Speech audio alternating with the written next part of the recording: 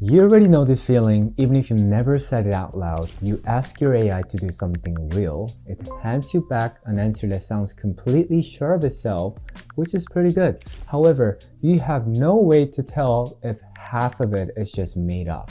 And it gets worse the longer it runs. These tools get more confidently wrong the more you pile on, and they never break character to tell you something's off. So I went looking for the one thing that actually catches that, and I think I found it. It's an AI that checks another AI's work without ever seeing how the first one got its answer. And I'm gonna show you how to run a version of it yourself for free before you end this video. And in full honesty, I found it while testing a new tool called MCode. And yeah, MiniMax is paying me to cover this one, so I did the thing I always do. I pointed at a real local business website, gave it a real job, and spent the whole time trying to break that one idea, while I watched exactly what stayed on my machine and what got quietly sent off it. There's no story runs unchecked, not in a newsroom, and starting today, not in your AI either. Okay, real quick before we get into it, the tool's linked below, and in full honesty, if you do end up trying it, going through that link knocks 12% off the token plan. Anyway, let's get into it. So you and I both use these AI tools every single day, and they've all got the same problem. And it's a sneaky one. The longer you let a single AI run on a task, the more confidently wrong it gets. And I don't mean it gets a little worse. I mean it starts making stuff up, and it says it with the exact same confidence it had back when it was still right. You've all felt this before. You ask ChatGPT or your cursor to do something across a bunch of steps, and somewhere in the middle, it just quietly goes off the rails, and it never tells you. It just keeps going like nothing happened, right? Now, let's think of it like a newsroom for a second, because I like analogy. Because this is the analogy I'm gonna keep coming back to today. A reporter files a story, and sometimes the reporter is confidently completely wrong. What does a real newsroom do about that? It does not let the reporter fact check his own story. That would be insane. There's a separate person and separate room, a fact checker who never wrote a word of it, and their whole job is to read it cold and kill anything that does not hold up. Does it make sense? So here's the newsroom rule. Apply to your AI today. No recommendation reaches me unchecked. And the question I actually wanted to answer with this video is a simple one. Can an AI that checks another AI's work actually pull that off? Or is it just marketing? Okay, so here's the actual job I gave it. I went and found a real local bookkeeping site, which is Stelex Solutions, that looks completely fine and brings in probably basically not a lot of customer. That's the most common problem I see with local business sites. They just rely on referral. And it's almost never the thing you would think of. Now, here's the part I actually want to slow down on. And I want to be straight with you up front, because you follow this stuff, the idea of wrapping a model in a coordination layer, a harness, it's not new. It's what we're going crazy about right now. The whole AI space is sprinting in this direction. Everyone's trying to turn one model into a team. So I'm not gonna stand here and act surprised that MCode has a harness or something like that, right? What got my attention is how well theirs is built. Let me show you what I mean. And I'll translate their fancy terms as we go. I gave it one goal, figure out why this site does not convert, and I didn't assign anybody anything. It split itself into a couple different crews on its own, one reporter auditing the site, one researching the competitors, plus a synthesis pass to pull it all together. You give it the goal, it builds the organization chart. MiniMax calls that autonomous role decomposition. Those crews worked at the same time in parallel, not one after the other, and each one only carried the notes for its own beat. So nobody's drowning in everyone else's research or anything like that, which is the fix for that confidently wrong the more you pile on problem from a second ago. It even pulled in its own coordination skill to manage the team, one of a whole library in their skills hub you can pull from or add your own to. The whole thing, the full site audit, competitor research, and a verification pass ran in about 20 minutes. That whole coordination layer, the assigning, the running in parallel, the checking, that's the harness. And like I said, having a harness is an impressive part. It's not new. how well this one's built is. The way it carves a vague job into role on its own, runs them side by side without them tripping over each other, and bolts a verification layer on top. That's pretty genuinely hard to do well. And most tools that brag about a harness do it just pretty badly. This one doesn't. So the honest version of what M Code is a really well engineered harness wrapped around a model. The model does the thinking, the harness is what makes that thinking add up to something you would actually trust. Now, before I trust that team with anything real, I want to talk about where your stuff actually lives today. Because this is the part most reviews skip, and honestly the tool handed me this one. M Code runs on your own machine, and that's real. Not a marketing line. The agent, your files, the work it produces, right? It all sits locally. So I asked it straight up whether it sends anything to the cloud. It told me word for word, no cloud dependency. Sounds great. Then I opened its own config file. The model is actually thinking what runs at the endpoint called agent.minimax.io. That's the cloud.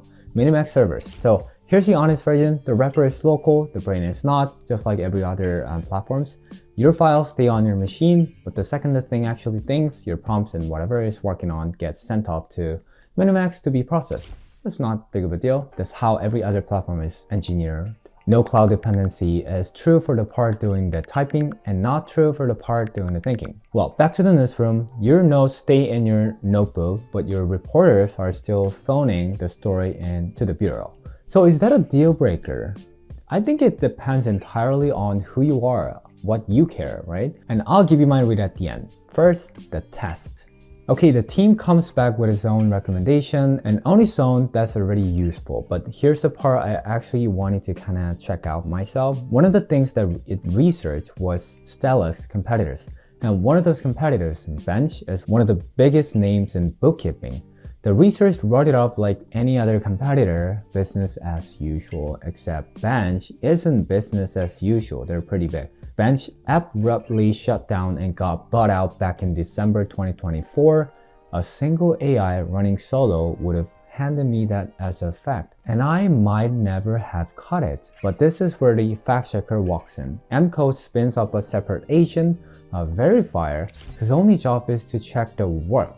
And the key thing here is it never saw how the first agent got there in the first place. No shared history. It reads the output code the same way a fact checker reads a story they didn't write, and it caught the Bench claim, flagged it, stamped it, failed. It flagged a couple of other competitors' facts that didn't hold up as well, which is pretty impressive. That right there, my friend, is the one idea in this whole product worth your time. An AI checking another AI's work with zero shared context, because if I ask a single AI to double check its own research, it would have told me it looked great. Of course it would.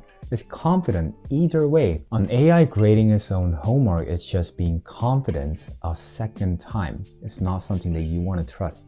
And it stores its work locally in plain files you can open yourself, and you can put the whole audit on a schedule so it reruns on its own every week and leaves the report waiting for you. I set that up, it works fine. And I pushed it one step further because finding the problem is only half the value here. I told it to take its own recommendation and actually rebuild the homepage, not just describe the fix, build it, and it did.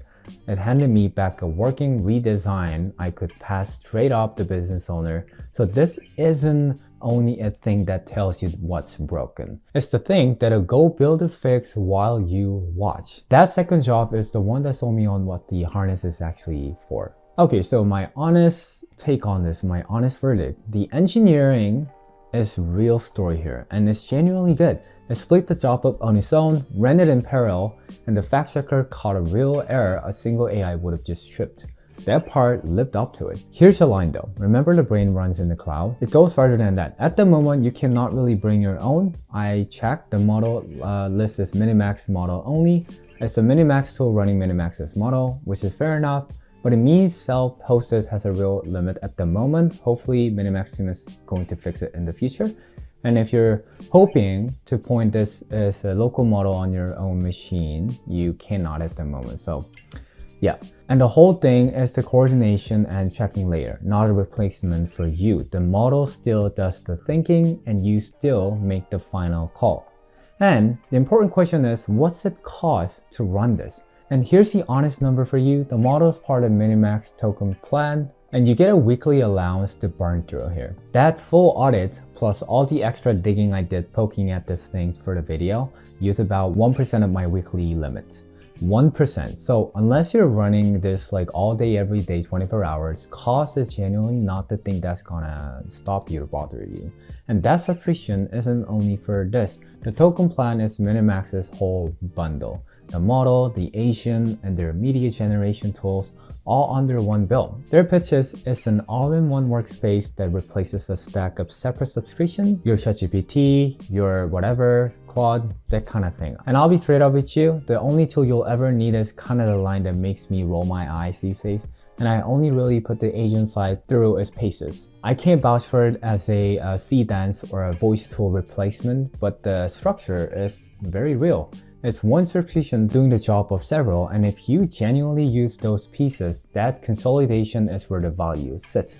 And here's how I think about it. If that audit would have cost you a maybe like couple days of your work, the math should make itself. Running real work through it regularly. Easy yes, touching it twice a month, probably not worth it, and that's fine, it's up to you. And here's the free thing I keep promising here, and I think it's worth more than the tool itself. The core idea behind M-Code, the tracker that catches the confidently wrong stuff, isn't really a product here. It's a pattern, and you can run a version of it today for free. I call it the code reviewer. It's just a second AI that checks the first one's work without ever seeing how it got there. There are two ways to do it right now, which is open a brand new chat with zero history, paste in only the output, not the conversation that made it, and tell it to find what's wrong. That's the cold read. Or the one I would actually do, point a local model on your own machine at it through a llama, preferably MiniMax 2.5, and let that be your checker. It'll cost you probably nothing. Never leave your laptop. Now, I'm not gonna pretend the free version is the same as state-of-the-art models, because it is not. And the honest build versus buy, the free version works, but you're the one running it. You're copy pasting between windows, doing it one checks at a time. There's no memory, nothing scheduled, and it falls apart the second you've got real volume. What you pay M-Code for is to take that exact pattern and run it across a whole team of agents automatically on a schedule without you babysitting it. So if you just want the concept, it's yours, free, today. If you want it running in the background for you, that's what the subscription is for though. Two different people, and that's completely fine. So the decision rule, take this with you, run a code reviewer whenever the output actually matters and there's a real right and wrong, like a price or a claim about a real customer. You can skip it when it's low stakes and you can eyeball it in 5 seconds. No story runs unchecked, you're the editor now. And one quick thing, if you go poke around, if the desktop version isn't your thing, there's a classic version and a web version as well. So if you want the lightest setup, you can just start there. It's very easy. All right, that is the test. If the only thing you take from this is the code reviewer, I'm happy about it because that one's free and it'll save you from shipping something confidently wrong. And if you want the automated version, the whole newsroom running for you on a schedule with great harness engineering backed, that's M-Code. And the link's in the description. Going through that links gets you 12% off the token plan and it helps the channel as well. It's up to you though. So that is the deal straight up. There's no pressure either way. So who is it actually for? If you want to coordinate a team with a built-in fact checker and you are fine, renting a cloud brain is genuinely good. If you need it fully local though, or you want to set it and forget it without checking its worth, it's not there yet. Either way, you stay the editor. Right, and that's it for today. And if there's anything that you'd like to see from me, why don't you comment down below, because that's how our channel runs. You ask, I build, we all learn. See you in the next video.